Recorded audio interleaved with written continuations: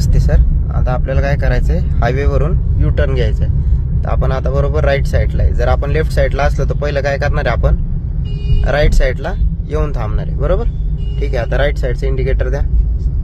आता आपल्याला हायवेवरून U turn घ्यायचं. आपण इंडिकेटर दिलं, एक गिअर कमी करून घेतलेला आहे. बरोबर, आता थोडंसं नॉर्मल ब्रेक टच करा. गाडी स्लो झाली, पूर्ण क्लच घ्या. बस थोडंसं अजून पुढे घ्या, वळवा तुमच्याकडे, वळवा, थांबा इथे.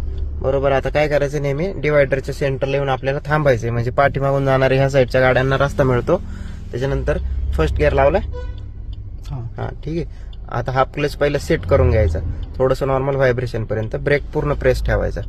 ठेवा, स्टेअरिंग पूर्ण राईट साईडला वळून ठेवलं, पूर्ण वळून ठेवा, वळवा, पूर्ण पूर्ण वळवायचं सर, जोपर्यंत टेकत नाही. बरोबर, आता ज्यावेळेस तुम्ही हाफ क्लच सेट करून ठेवणार आहे, समोरच्या गाड्या गेल्या की तुम्हाला फक्त क्लच ब्रेकवरचा पाय काढायचा आहे. तुमची गाडी ऑटोमॅटिक पुढे जायला चालू होईल. बरोबर, सोडा हळूहळू क्लच.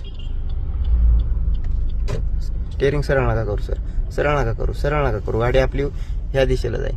जोपर्यंत टर्न कम्प्लीट होत नाही स्टेअरिंग सरळ नका करू. आता वळवा 2 राऊंड माझ्याकडे पटकन. बरोबर, झाली. आता द्या स्पीड. लक्षात ठेवायचं, जोपर्यंत टर्न कम्प्लीट होत नाही तोपर्यंत स्टीअरिंग सरळ नाही करायचे तुम्हाला. ठीक आहे.